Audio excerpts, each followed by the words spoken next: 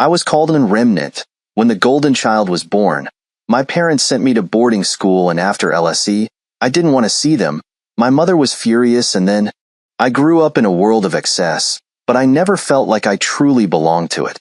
My parents, Christopher and Caroline Hastings, were the epitome of wealth and social status in San Francisco. They lived in a sprawling mansion perched on one of the hills, overlooking the bay. You know the type: white columns, manicured lawns, marble floors, crystal chandeliers. Our house looked like something out of a magazine, the kind of place where every room had a purpose and no one actually used them. But that mansion, for all its grandeur, was just a shell. My parents never wanted a son, and I wasn't just an unwanted accident. They resented me. They had planned for a perfect life with 2 daughters, and I ruined that from the moment I came into existence. They couldn't even look at me without that sense of disappointment clouding their eyes. Maybe it was because I didn't come out the way they had envisioned. Maybe they just never had the capacity to love me. Either way, I was their burden, the constant reminder of something that went wrong. I remember overhearing them once, back when I was about 5. They were arguing in their bedroom, the kind of hushed, angry voices that adults think kids can't hear. My dad was telling my mom that it wasn't her fault, that these things happen, but she was hysterical, screaming about how she wanted daughters, how this wasn't supposed to happen to them. They weren't supposed to be that couple, the one with the boy they didn't want. After I was born, they went to every top fertility clinic in the country. Johns Hopkins, Cleveland Clinic, Mayo Clinic, you name it, they were there. Even though they were young and healthy, they kept thinking something was wrong. They needed a reason why they couldn't have the perfect family they dreamed of. They flew to London, visiting some elite fertility center on Harley Street, and even went as far as Switzerland for treatments. My mom would come home with bags of vitamins and hormonal injections, swearing that this time it would work. But it never did. Until one day, when I was 6, they came back from another consultation, this time in New York. My mother was glowing, a look I hadn't seen on her face since I could remember. She was pregnant. Finally, their dream of 2 perfect daughters was back on track. For the first time, my mom didn't look at me with that cold, detached stare. She wasn't thinking about me at all. I didn't exist anymore. Everything became about the baby girl she was carrying. The pregnancy was treated like royalty. My mom stopped working entirely, hired nutritionists, personal trainers, a doula, and of course, the best doctors money could buy. When my sister, Isabella, was born, the world stood still. She was the golden child from the moment she took her first breath. I still remember the moment they brought her home. My mom held her like she was a delicate, precious thing, her face beaming with pride. They named her after a queen. Of course they did. The contrast between the way they treated her and the way they treated me was staggering. While I was tolerated, Isabella was celebrated. Every milestone she hit was cause for a party. When she smiled, they swore it was a sign of her brilliance. I had never seen them so happy, and it was all because of her. A month after my sister came home, they sent me away to a private boarding school in Vermont, someplace called Northwood Academy. I never wanted to leave San Francisco, but they made it sound like an incredible opportunity. The truth was, they couldn't wait to get rid of me. With Isabella in their lives, they no longer needed me around to mess up their perfect family image. I was packed off like some unwanted luggage, shipped out of their lives and into a school full of strangers. Northwood wasn't just a boarding school. It was a fortress for the elite, the kind of place where the children of senators, CEOs, and foreign diplomats went. The grounds were pristine, filled with manicured gardens, sprawling libraries, and more amenities than a kid could possibly need. But none of that mattered because from day one, I knew I didn't belong. My classmates didn't care that I came from money, not when they could sense that my own parents didn't care about me. They found out quickly that I was a throwaway kid, the one whose family didn't even pretend to love him. And when you're in a place like that, kids know how to exploit your weaknesses. They gave me nicknames. The Reject, Mistake, Leftover. Those were the ones they'd throw at me in the hallways or in the dining hall. I'd be eating lunch and someone would say, "Oh look, there's the one his parents didn't want." I'd laugh it off, but it cut deep. They knew I wasn't like them. They had families who visited, who cared. No one ever came for me. As the years went on, my parents became more and more distant. They visited me maybe once a year, and even then, it felt like an obligation. The visits were short, stiff affairs where they'd check in on my grades, lecture me on behavior, and then leave as quickly as they arrived. My mom would talk about how amazing Isabella was, how she was already excelling at ballet, how she was going to private tutors to be the best at everything. And I knew that every penny they spent on me was wasted in their eyes. I wasn't worth their time or their attention. The only person who ever seemed to care was my uncle, David. He was my dad's younger brother, and he worked in a factory in Oakland. He wasn't rich, nowhere near it. He didn't live in a mansion or drive fancy cars. But he was the only person who ever showed up for me. He'd visit me on the weekends when no one else did. He didn't say much, but just knowing he was there made things bearable. He'd take me out to eat or to see a baseball game. And for those few hours, I could almost forget that I was the unwanted child. David worked at an automotive parts factory, managing a team of workers who made engines. His life was simple, but he seemed happy. Whenever I went to visit him, I envied that. He didn't have the burden of trying to live up to some impossible standard. He was content with his life, with the small apartment he lived in, and the group of friends he had. I think, in a way, he saw something of himself in me, the one who didn't quite fit into the family mold. He'd tell me stories about growing up, how he always felt overshadowed by my dad's success, how he was always expected to do more, be more, but he never quite measured up. I understood that feeling all too well. By the time I was a teenager, I had learned how to shut out the pain, the loneliness, the rejection. It all became background noise. I knew I wasn't going to be anyone's priority, so I stopped trying to be. I focused on school, not because I wanted to, but because it was the only thing I had. I wasn't popular. I wasn't athletic. I was just there, floating through each day, waiting for it to end. But no matter how much I tried to ignore it, the feeling of being unwanted always lingered. Even when I was surrounded by people, I felt alone. My parents had their perfect daughter, and I was just a reminder of a mistake they'd rather forget. And so, I drifted through the years, caught between two worlds, the world of privilege and the world of isolation. I had everything money could buy, but none of it mattered when the people who were supposed to love me couldn't even stand to look at me. That's how I survived. Not by living, but by enduring. By the time I graduated from Northwood Academy, I knew one thing for sure. I was done with my parents.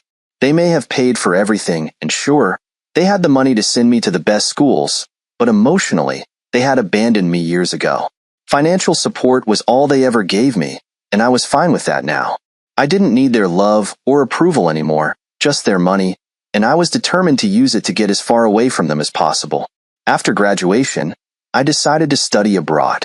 It wasn't just about wanting to escape San Francisco and my family. I wanted to be in a place where I could start fresh, somewhere that didn't hold memories of being the reject or the son they never wanted. I applied to several top universities and eventually got into the London School of Economics. LSE was prestigious, elite, and far enough away from home that I wouldn't have to see my parents or my sister, Isabella, except for the rare family holidays where I couldn't make an excuse to skip. My parents didn't fight me on it.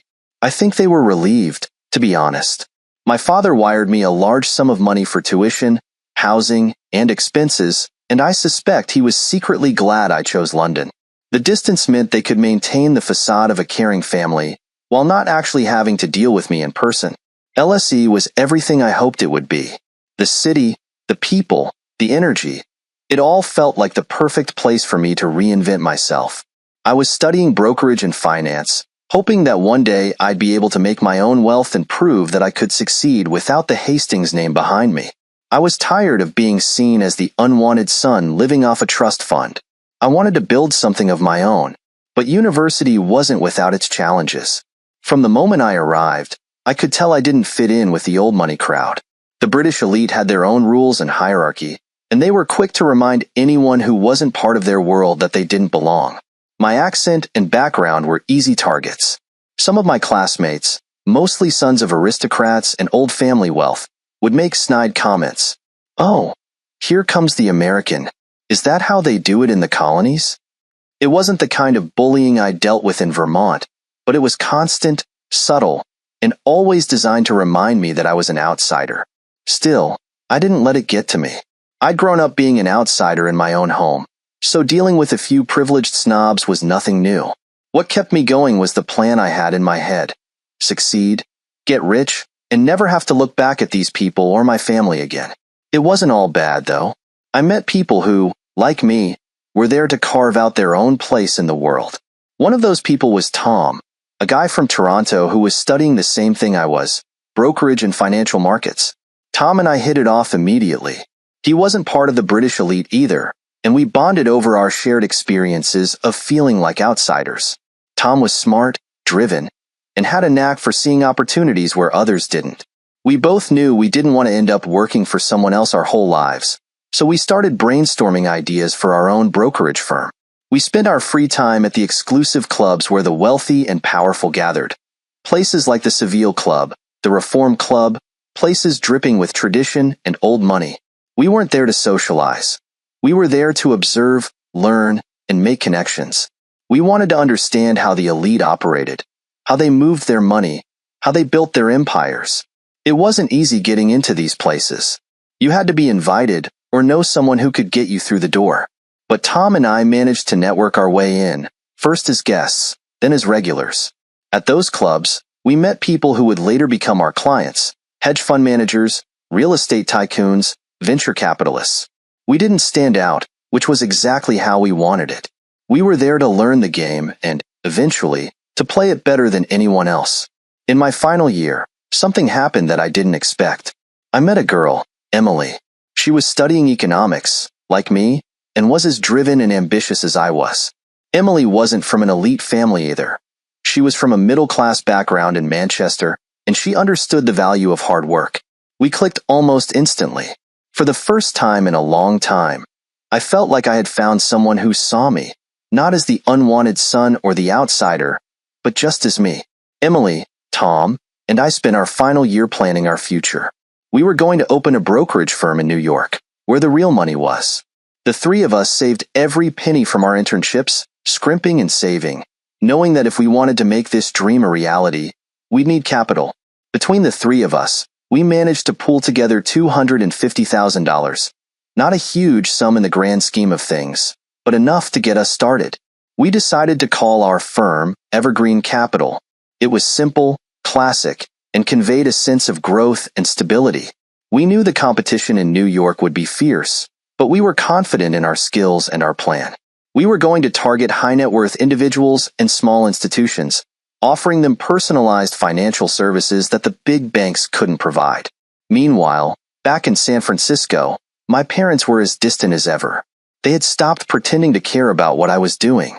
The only time I ever heard from them was when they needed me to show up for some family event, or when Isabella wanted to brag about her latest achievement. Isabella had grown up being groomed to despise me, and she played the role of the perfect daughter to the hilt. She was excelling in everything: ballet, piano, even academic competitions. My parents doted on her endlessly, and she knew it. They had raised her to believe that she was the star of the family and that I was nothing more than a failed prototype. She made sure I knew that too. I remember the last time I saw her before I moved to New York. It was at some charity gala my parents had dragged me to. Isabella was all smiles, charming the crowd, while I stood in the corner, counting the minutes until I could leave. At one point, she came over to me, her face still plastered with that perfect smile, and said, "You know, they only invited you because they needed to fill out the family photo." That was the last straw. I left the gala early, booked a flight to London that night, and decided I wasn't coming back. When we finally graduated, Tom, Emily, and I moved to New York and set up Evergreen Capital in a small office in Midtown. It wasn't much, just a few desks and computers, but it was ours. We hit the ground running, using every connection we'd made over the years, every bit of knowledge we had gathered from those elite circles, to land our first clients. We knew the market was competitive, but we were determined to carve out our own space. The first year was tough. We worked long hours, often 7 days a week, hustling to build our client base. We were up against firms that had been around for decades, firms with billions under management, but we didn't let that intimidate us. Slowly but surely, we started to gain traction. We landed a few small institutional clients, hedge funds that were looking for a more personalized approach, and before long, our reputation started to grow. It wasn't just business that was thriving. My relationship with Emily deepened as well. She wasn't just my partner in the firm. She was my partner in life. For the first time, I felt like I had a real family, one that I had chosen, one that actually cared about me. But despite all the success we were starting to see, I could never fully escape the shadow of my family. My parents would occasionally send me updates about Isabella's accomplishments, as if they were trying to remind me of my place in the hierarchy of their lives. They had moved on without me, but they wanted to make sure I knew that they hadn't forgotten me completely. It was their way of keeping me tethered to them, even if I no longer cared. Evergreen Capital was growing steadily. Our hard work was paying off, and our client base expanded with every passing quarter. The firm wasn't just surviving anymore, it was thriving. We'd gone from a small office in Midtown to a sleek, modern space with a panoramic view of Manhattan. It was surreal at times to look around and realize that we had built all of this from scratch, with no help from anyone but ourselves. Tom, Emily, and I had created something real, something that was ours, and I was proud of it. We were starting to land bigger clients, families with long-held fortunes, investment firms that needed fresh blood to manage their wealth, and even a few celebrities looking to diversify their portfolios. We weren't the biggest firm in New York by any stretch, but we had carved out a niche for ourselves. I was finally living a life that felt separate from the one I'd been trapped in for so long. My parents were still distant, occasionally sending obligatory updates about Isabella's endless accomplishments, but I had stopped caring. They were ghosts from a past I had no interest in revisiting. I was focused on the future, on my firm, on my relationship with Emily, and on the plans we had to expand Evergreen Capital. But then, everything started to unravel. It began with a phone call from my Uncle David. I hadn't spoken to him in a few weeks, which wasn't unusual. He was always busy, and I was caught up in my work. But when I picked up the phone, his voice sounded off. It was weaker than usual, like he was struggling just to get the words out. He brushed it off when I asked if he was okay, saying he was just tired from work. But something in the back of my mind told me that wasn't the whole story. A month later, I got another call. This time, it wasn't David. It was someone from the factory where he worked, telling me that my uncle had collapsed on the job and had been taken to the hospital. I dropped everything and flew to Oakland as fast as I could, hoping that it was just some minor issue. But when I arrived, I was told the truth. David had cancer. Stage 4. He'd known for months, maybe longer, but he hadn't told anyone. Not me, not his coworkers, no one. He had been silently battling the illness, continuing to work at the factory, not wanting to be a burden on anyone. I felt a wave of guilt crash over me. I should have noticed something was wrong. I should have pushed him to tell me what was going on. But David had always been so independent, so private, that it didn't surprise me he'd kept this from me. By the time I arrived at the hospital, it was too late. David was unconscious, hooked up to machines that were keeping him alive. The doctors told me there wasn't much time left, and that he had refused treatment for months, preferring to live his life the way he wanted to, without hospitals and doctors telling him how long he had. I sat by his bedside, holding his hand, wishing I could do something, anything, to make things right. But in the end, there was nothing I could do. David passed away the next day, leaving me with a deep sense of loss and regret. The funeral was small, just a few of his friends and coworkers. My parents didn't come, of course. They hadn't seen David in years, and I knew they wouldn't have cared even if they had. But I wasn't thinking about them. I was thinking about how David had been the only person who ever showed me unconditional love, the only one who had been there for me when no one else was. Losing him felt like losing the last real connection I had to any kind of family. After the funeral, I found out that David had left everything he had to me. It wasn't much, his small apartment, some savings, and a few personal items. But it meant the world to me that he had thought of me, even in his final days. It wasn't the money or the things that mattered. It was the fact that David had seen me as his family, something my parents never had. For a while, I tried to focus on work, pouring myself into Evergreen Capital to drown out the grief. But then came the next blow, something I hadn't seen coming at all. My mother, Caroline, had always been the mastermind in the family. My father, Christopher, was powerful in the business world, But my mother was the one who pulled the strings behind the scenes. She had this cold, calculating way about her that always unsettled me, even when I was a child. And now, she had decided to use that against me. A few weeks after David's death, I received a letter from my parents' lawyer. It was a formal notice that they were contesting David's will. They were claiming that David had been mentally unfit when he wrote it, and that the assets he had left to me should rightfully go to them. At first, I couldn't believe it. My parents had never shown any interest in David or his life, and now they were trying to take away the one thing he had left me? It didn't take long for the truth to come out. My mother had orchestrated the whole thing. She had convinced my father that David's assets should be theirs, and that I didn't deserve anything from him. She was using this as an opportunity to destroy me, as she had apparently told one of her friends. She saw me as a threat now, someone who had built a life without her, someone who had succeeded without needing her approval or her money, and in her twisted mind, I had to be punished for that. The legal battle that followed was brutal. My parents had the best lawyers money could buy, and they weren't afraid to use every dirty trick in the book. They painted me as an ungrateful son who had abandoned his family, claiming that David had been manipulated into leaving his estate to me. It was all lies, of course, but in the world of legal battles, the truth often takes a back seat to who has the most resources. I fought back, with Emily and Tom by my side. We hired our own legal team, using some of the money we had saved from Evergreen Capital to cover the costs.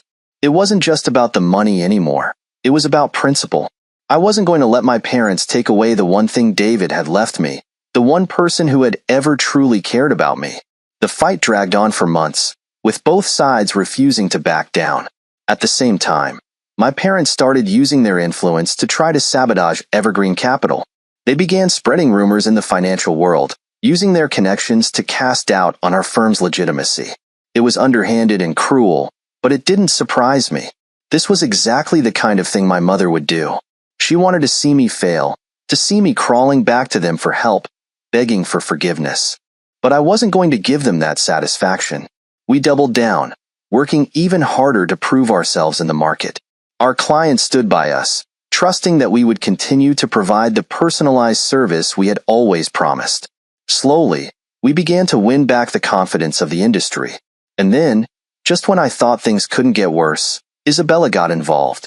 She had grown up with my parents' constant praise and adoration, molded into their perfect daughter, and now she was an extension of their hatred for me. She went on social media, posting thinly veiled comments about family betrayal and how I had taken advantage of a sick relative. It was a PR nightmare, and while I knew it was all lies, the damage to my reputation was real. I knew I had to fight back, not just in court but in the public eye as well. We hired a PR firm to help manage the fallout, working to get our side of the story out there. We didn't stoop to their level. We didn't spread lies or attack them publicly, but we made sure people knew the truth, that my uncle had left his estate to me because I was the only family member who had ever been there for him. Through it all, Emily and Tom were my rocks.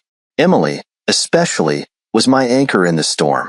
She stood by me through the worst of it, never wavering, never doubting that we would come out on the other side stronger. We spent long nights in the office, strategizing, planning our next moves, both in the legal battle and in business. It was exhausting, draining in every possible way, but I knew I couldn't give up. After months of back and forth, we finally got our day in court. My parents and their legal team threw everything they had at us, but in the end, the judge ruled in my favor. David's will was upheld, and I was officially recognized as the rightful heir to his estate. It wasn't about the money, not really. It was about vindication. It was about standing up to my parents and proving that I wasn't the weak, unwanted child they had always believed me to be. But even though I had won the battle, I knew this wasn't the end. My parents weren't going to disappear from my life, no matter how much I wished they would. They were still out there, still plotting, still trying to find a way to take me down. And so, with the court case behind me and Evergreen Capital stronger than ever, I braced myself for whatever came next. Life after winning the court case felt like it should have been a victory, but instead, it felt like a reprieve, a moment to catch my breath before the next storm. There was no real relief. Sure, I had secured David's estate, and my parents had been defeated publicly, But I knew them too well to think this was over. They had money, power, and influence, and they wouldn't just let this go. I could feel it in my bones. There was more to come. But for a brief moment, I allowed myself to enjoy the success of Evergreen Capital. The firm was expanding, and despite the attempts my parents had made to smear our reputation, we were landing bigger clients and making waves in the financial world. We'd managed to triple our client base in just under 2 years, and our assets under management had grown to nearly $500 million. Tom and I were in talks to open a second office in Chicago, and Emily was leading negotiations with a major European investment fund that could potentially bring in millions more in capital. Things were good, better than good, actually. We were on the verge of breaking into the upper echelons of the financial world, the very world I had once been so desperate to escape. It was ironic, really, that the world I had despised as a child, with its cold elites and empty wealth, was now the one I was carving a space into on my own terms. But this time, I wasn't the outsider. I was becoming one of them, but not in the way my parents had imagined. It was in the middle of all this growth, all this momentum, that the next blow came. It started with a phone call, but not the kind I had expected. The SEC was investigating Evergreen Capital. At first, I thought it was a mistake. We had been meticulous about compliance, especially after the nightmare with my parents. We had made sure every client, every account, every transaction was above board. Tom and I had hired the best compliance officers we could find, and we had regular audits to ensure everything was in order. There was no way we could be under investigation, not legitimately. But the investigation was real, and it was serious. The Securities and Exchange Commission had received an anonymous tip that Evergreen Capital had been involved in insider trading. The words hit me like a punch to the gut. Insider trading? That was a death sentence in our world. Even the whiff of an accusation like that could ruin a firm, and we knew it. I immediately suspected my parents. It was their style, quiet, underhanded, using the power they held in the shadows to tear me down from within. And I wasn't wrong. As the investigation unfolded, it became clear that the tip had come from someone very close to my parents, a lawyer they had worked with for years.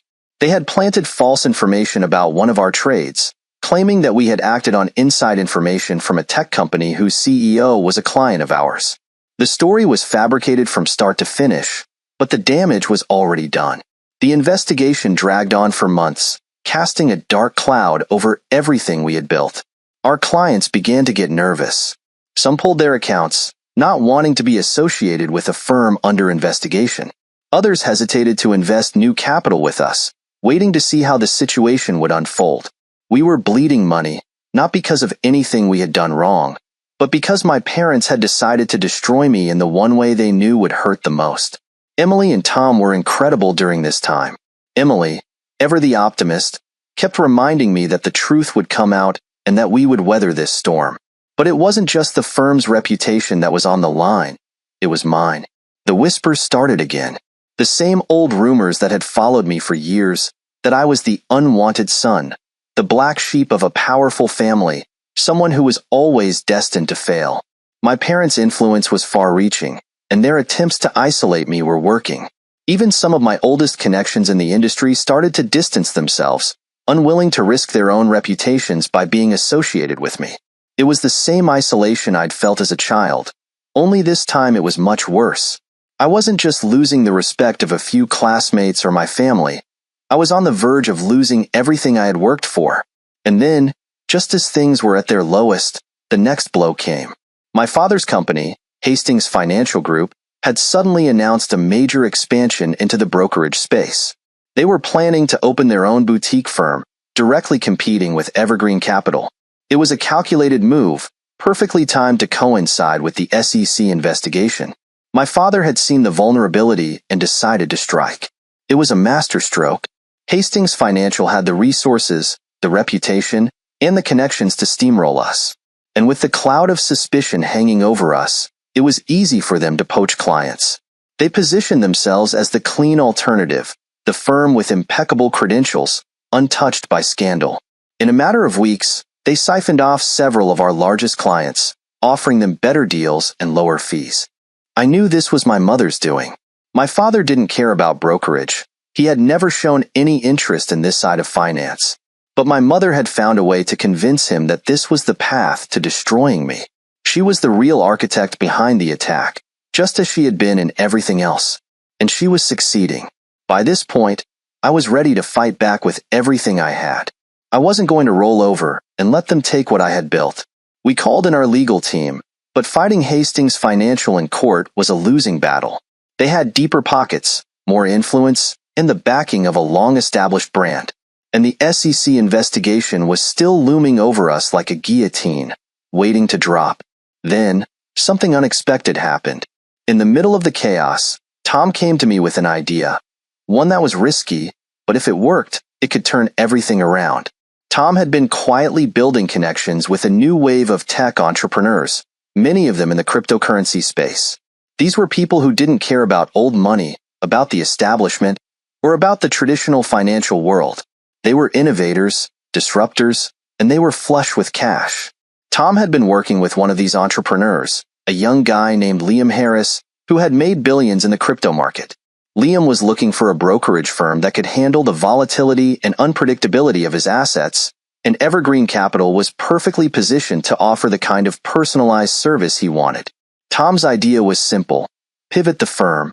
Instead of trying to compete head-on with Hastings Financial and their traditional clients, we would focus on the future, on crypto, fintech, and the new wave of investors who didn't play by the old rules. It was risky, no doubt about it. The cryptocurrency market was volatile, and most traditional firms steered clear of it because of the regulatory uncertainty. But we didn't have a choice. If we stayed on the same path, we were finished. Emily wasn't sold at first. She was the cautious one, always focused on stability and long-term growth. But even she could see that we were running out of options. If we didn't take a leap, Hastings Financial would crush us, and the SEC investigation would finish whatever was left. So, we took the plunge. We rebranded Evergreen Capital as a forward-thinking, tech-savvy firm that specialized in high-growth, high-risk assets. We leaned into the chaos of the crypto market, offering tailored services to tech entrepreneurs, startup founders, and venture capitalists who were willing to take risks. It was a gamble, but it worked. Within months, we had secured several high-profile clients, including Liam Harris, whose wealth alone was enough to keep the firm afloat. The pivot paid off in ways I hadn't expected. Not only did we survive the attack from Hastings Financial, but we started to thrive in this new space. The SEC eventually cleared us of all charges, finding no evidence of insider trading. It had all been a setup, just as we had suspected. But by then, we had already moved on, positioning ourselves as a leader in the new financial frontier. Hastings Financial had no foothold in the crypto world, and their attempts to compete with us fell flat. They were too stuck in their old ways, too focused on the traditional markets, and they couldn't keep up with the pace of innovation we had embraced. My parents were furious. They had tried everything: legal battles, public smears, corporate sabotage, but in the end, I had found a way to outmaneuver them, and not just survive, but succeed. They had underestimated me, just as they always had, and now they were left to watch as Evergreen Capital grew stronger than ever. But the victory wasn't just about the business. It was about proving to myself that I didn't need them, that I had never needed them. Everything I had built on my own, and no amount of money, power, or influence could take that away from me. For the first time in my life, I felt free. Free from the shadow of my parents, free from the expectations of the world I had grown up in, and free to forge my own path. The battle was far from over. There would always be new challenges, new competitors, new obstacles to overcome. But I knew, now more than ever, that I was capable of handling whatever came next. If you like the story, don't hesitate to subscribe and listen to new stories every day. Write in the comments what you like the most.